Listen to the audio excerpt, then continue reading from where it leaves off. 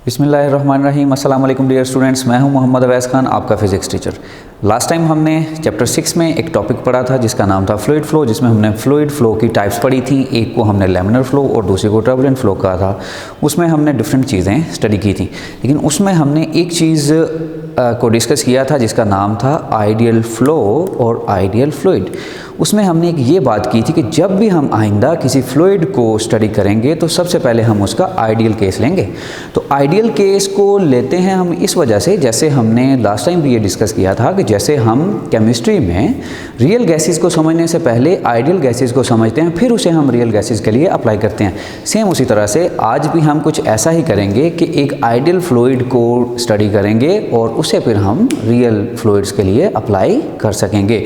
तो जैसा कि हमने लास्ट टाइम ये देखा था कि एक जो आइडियल फ्लूइड है वो कुछ प्रॉपर्टीज़ रखता है, जिनमें से हमने कहा था कि एक जो फ्लूइड है that should be non viscous, यानी उसकी विस्कोसिटी ज़ीरो होनी चाहिए। और ऐसा तो नहीं होता कि किसी भी एक रियल फ्लूइड की विस्कोसिटी ज़ीरो हो, लेकिन ज़ीरो के करीब करीब की कोई विस्कोसिटी किसी अगर फ्लूइड की होगी तो हम उसे इसमें कंसिडर करेंगे।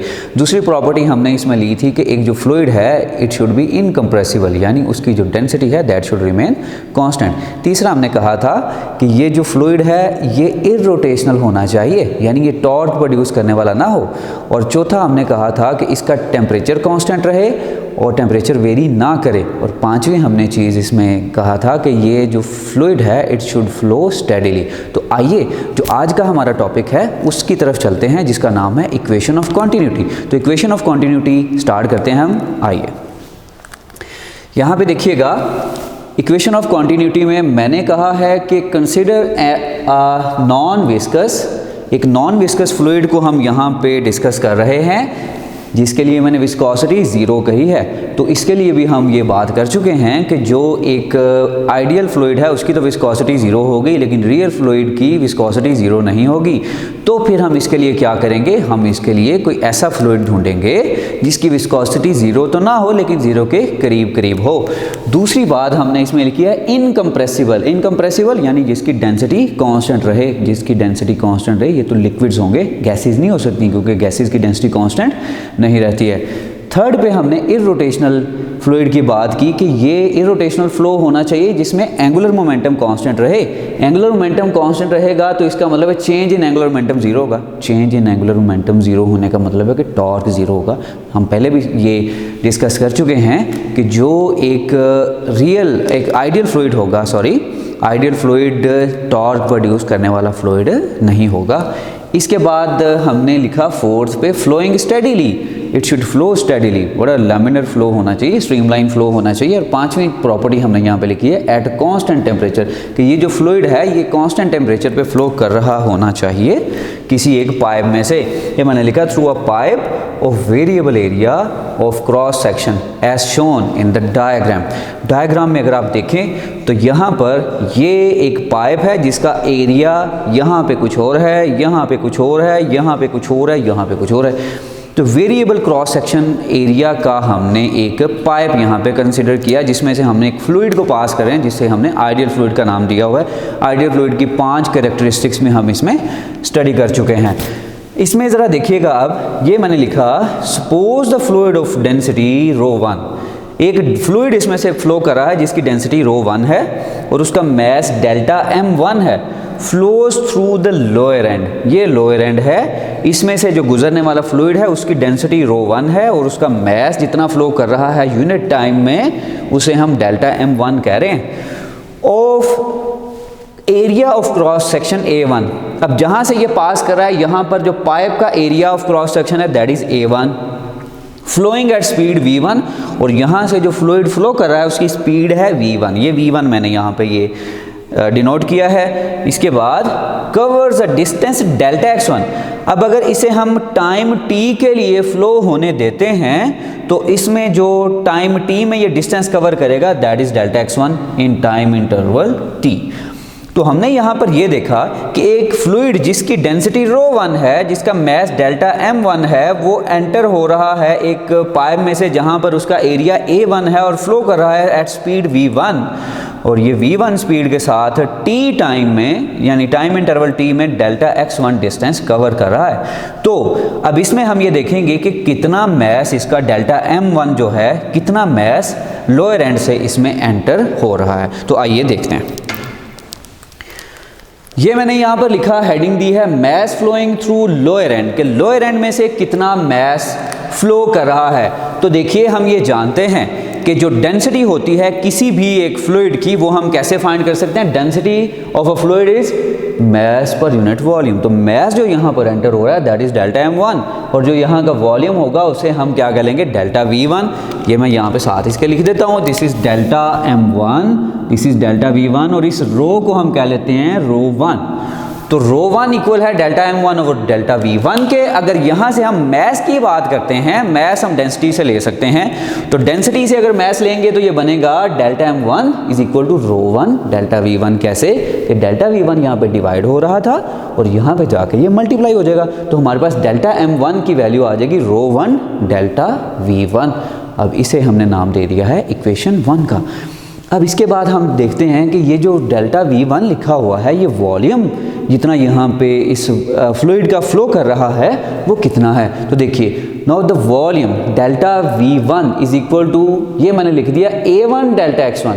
ये भाई a1 डेल्टा x1 कैसे हमने लिख लिया, इसके लिए आप ज़रा देखिएगा कि एरिया और वॉल्यूम में फ़र्क क्या है। अगर एरिया की बात करें तो एरिया स्टूडेंट्स एक फ्लैट सरफेस का होता है। फ्लैट सरफेस यानी 2D सरफेस। जैसे आपके सामने ये बोर्ड है, बोर्ड एक 2 डायमेंशनल पिक्चर है आपके सामने, इसमें 2 डायमेंशंस इन्वॉल्व होती हैं। तो इसे हम कह रहे हैं कि ये 2 डायमेंशनल जो सरफेस होगी, फ्लैट सरफेस, उसका एरिया होता है, और एरिया के यूनिट्स होते हैं मीटर स्क्वायर। अगर हम वॉल्यूम की बात करें तो वॉल्यूम होता है किसी एक 3D ऑब्जेक्ट का। जैसे अब सॉलिड स्फेयर की बात कर लें, जैसे हमारी ज़मीन है, एक स्फेरिकल बॉडी है, इसका वॉल्यूम होता है। तो वॉल्यूम के लिए मैंने लिखा कि ये 3D ऑब्जेक्ट का होता है और इसके यूनिट्स होते हैं मीटर क्यूब। एरिया के यूनिट्स हैं मीटर स्क्वायर और वॉल्यूम के हैं मीटर क्यूब। और अगर मैं देखूं कि वॉल्यूम फिर इस तरह से हम कैसे लिख सकते हैं, तो वॉल्यूम ये बिल्कुल आप यूं देख लीजिएगा कि जैसे ये पाइप था जिसके अंदर से ये फ्लूइड पास कर रहा था, फ्लो कर रहा था, इसका ये जो सामने आपको हिस्सा नज़र आ रहा है, ये इसका एरिया ऑफ क्रॉस सेक्शन है। तो अगर मैं इसका इतना हिस्सा कंसिडर कर रहा हूँ तो ये हो गई इसकी लेंथ और ये हो गया इसका एरिया ऑफ क्रॉस सेक्शन। तो इसमें से फ्लो करने वाले फ्लूइड का जो वॉल्यूम होगा वो हम कैसे फाइंड कर सकेंगे, हम इसके एरिया ऑफ क्रॉस सेक्शन को इसकी 3rd डायमेंशन यानी लेंथ के साथ मल्टीप्लाई करवा देंगे। तो देखिएगा कि यहाँ पे मैंने लिखा volume is equal to area into length. तो एरिया के यूनिट्स अगर देखें तो मीटर स्क्वायर है और लेंथ के यूनिट्स अगर आप देखें तो वो है मीटर। तो मीटर स्क्वायर को मीटर के साथ आप मल्टीप्लाई करेंगे तो मीटर क्यूब यूनिट्स बनेंगे। तो मीटर क्यूब किसके यूनिट्स होते हैं स्टूडेंट्स, वॉल्यूम के। तो हमें ये पता चला कि अगर हम एरिया को लेंथ से मल्टीप्लाई करवा देंगे तो ये हमारे पास वॉल्यूम आ जाएगा। तो ये हमारे पास वॉल्यूम की अब रिलेशन बन गया, delta v1 is equal to a1 delta x1। अब ज़रा डेल्टा x1 की बात कर लेते हैं। ये लेंथ थी जितना डिस्टेंस उस फ्लूइड ने कवर किया था। तो हम ये फार्मूला पढ़ चुके हैं 9th से ही कि जो डिस्टेंस है ये वेलोसिटी और टाइम का प्रोडक्ट है। तो यहाँ पर जो डिस्टेंस कवर हुआ है, जितना कि यहाँ पे हमने फ्लूइड को देखा कि इसने फ्लूइड ने कवर किया है, यहाँ पे ये शेडिड रीजन आपको नज़र आ रहा है जिसे मैंने डेल्टा x1 का नाम दिया हुआ है। ये शेडिड रीजन आप देख सकते हैं। ये t टाइम में इसने जो डिस्टेंस कवर किया था, तो ये शेडिड रीजन को हम अगर फाइंड करना चाहते हैं तो हम क्या कर लेंगे, स्पीड इसकी वेलोसिटी यानी v1 और टाइम को इसके साथ मल्टीप्लाई करवा देंगे। तो यहाँ पे हम देख सकते हैं कि s जो है उसे मैंने लिख दिया डेल्टा x1 के इक्वल, v की जगह पे मैंने v1 लिख दिया और टाइम को वैसे ही लिखा रहने दिया कि t टाइम में इसने कितना डिस्टेंस कवर किया। तो हम इसे लिख सकते हैं कि यहाँ पर डेल्टा x1 इक्वल है v1 इंटू टी के। तो अगर मैं ये डेल्टा x1 की वैल्यू यहाँ पे पुट कर दूँ तो ये बन जाएगा a1 v1t। तो ये देखिए कि डेल्टा v1 जो वॉल्यूम था वो इक्वल आ गया a1 v1t के। तो ये वॉल्यूम की वैल्यू आ गई। वॉल्यूम की वैल्यू हम वापस इक्वेशन 1 में पुट कर देंगे। तो इक्वेशन 1 में जब इसे पुट करेंगे तो ये क्या बन जाएगा, देखिए मैंने लिखा यूजिंग 2 इन इक्वेशन 1। तो इक्वेशन 2 को जब इक्वेशन 1 में पुट करेंगे तो ये फॉर्म हमारे पास बन जाएगी delta m1 is equal to rho 1, ये जैसे पहले लिखा था। उसके बाद डेल्टा v1 की वैल्यू हम लिखेंगे जो कि है a1 v1t। तो ये हमारे पास आ गई इक्वेशन 3।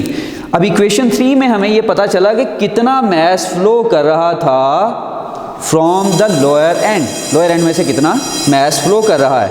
अब इसके बाद हम देख लेंगे, ये तो लोअर एंड के लिए हमने ये कैलकुलेट कर लिया, अब अपर एंड की बात करेंगे। तो अपर एंड के लिए हम देखेंगे कि ये देखिएगा, ये शेडेड रीजन मेरे सामने, यहाँ पर सेम उसी तरह से जो एरिया है, एरिया ऑफ क्रॉस सेक्शन जिसमें से फ्लूइड ने पास करना वो A2 है, स्पीड इसकी V2 है, जो मैस फ्लो कर रहा है वो डेल्टा M2 है, टाइम हम इसे T दे देते हैं, डेंसिटी इसकी ρ2 है, और जो इसने डिस्टेंस कवर किया T टाइम में वो शेडेड रीजन जो आपको नजर आ रहा है ये डेल्टा X2 है। तो हम कैसे इसका मैस फाइंड कर सकेंगे? तो सेम उसी तरह से वापस आ जाते हैं यहाँ पे इक्वेशन 3 पे। इक्वेशन 3 में हमने ये देखा कि मैस हमारे पास आ गया है ρ1 A1 V1T। तो सेम उसी प्रोसेस में से हम दोबारा गुजरेंगे और हमारे पास यही फॉर्म बन जाएगी, delta M2 is equal to ρ1 की जगह पे हम ρ2 लिख लेंगे, A1 की जगह पे हम A2 लिख लेंगे, V1 की जगह पे V2 और टाइम उसी तरह से। तो ये हमारे पास दो इक्वेशंस बन जाएंगी कि जो मैस फ्लो कर रहा है थ्रू द लोअर एंड और जो मैस फ्लो कर रहा है थ्रू दी अपर एंड। एक को हमने डेल्टा M1 का नाम दे दिया है और एक को हमने डेल्टा M2 का नाम दे दिया है। तो यहाँ तक आप बिल्कुल इसे अच्छी तरह से समझ लीजिएगा कि हमने इसे इस फॉर्म में कैसे लिख लिया। इसके बाद इसकी बड़ी सिंपल सी आगे डेरिवेशन है कि हम कैसे इक्वेशन ऑफ क्वांटिटी को डिराइव कर सकते हैं। तो ज़रा इसमें देखिएगा, आप मैंने यहाँ पर लिखा है according to the law of conservation of mass. इसके लिए आपको, अगर आप बुक पे देखेंगे सेम इसी टॉपिक में, तो आपको कुछ लाइंस लिखी हुई मिलेंगी जिसमें आपको ये बताया जा रहा है कि if there is no sink, अगर कोई सिंक नहीं है किसी एक सिस्टम में और ना ही कोई सोर्स है, यानी सिंक यानी जहाँ पे ये मैस एब्जॉर्ब हो सकता था, और ना ही कोई सोर्स है कि जिससे इसमें नया मैस ऐड कर सकते हैं, तो फिर जो मैस लोअर एंड से एंटर हो रहा है वही मैस अपर एंड पर भी पाया जाएगा।